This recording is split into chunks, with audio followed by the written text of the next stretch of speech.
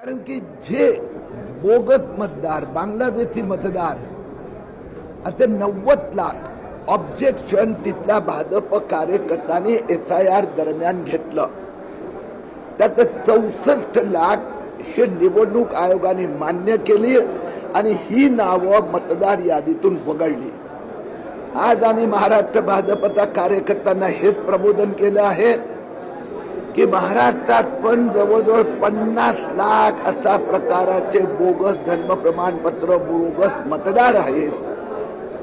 या SIRच्या दरम्यान या 50 लाख लोकांवर भाजपचे कार्यकर्ते ऑब्जेक्शन घेणार आणि नंतर विश्वास आहे की निवडणूक आयोग या सगळ्यांकडे बोगस जन्म प्रमाणपत्र पुरावे असल्यामुळे त्यांना पण पुन्हा बांगलादेश पाठवलं जाणार.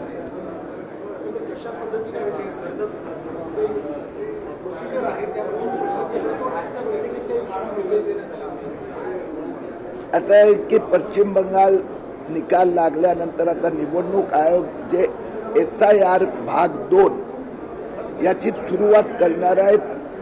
त्या संबंधात पुढच्या 20-25 दिवसात नियमावली फायनल होणार.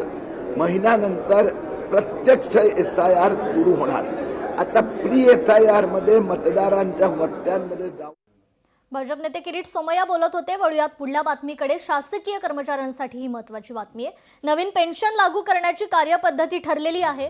शासकीय कर्मचाऱ्यांनी या मागणीसाठी खरं तर संप केला होता. अखेर देवेंद्र फडणवीस सरकारकडून या आश्वासनाची पूर्तता झालेली आहे.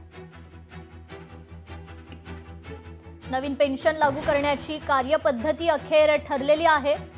खरं तर शासकीय कर्मचाऱ्यांनी ही मागणी लावून धरली होती. याच मागणीसाठी शासकीय कर्मचारी संपावर होते. मात्र आता फडणवीस सरकारकडून ही जी मागणी आहे ती पूर्ण करण्यात येतेय. सरकारकडून या आश्वासनाची पूर्तता होतीये. नवीन पेन्शन लागू करण्याची कार्यपद्धती या ठिकाणी ठरवण्यात आलेली आहे. त्यामुळे शासकीय कर्मचाऱ्यांना दिलासा मिळाला.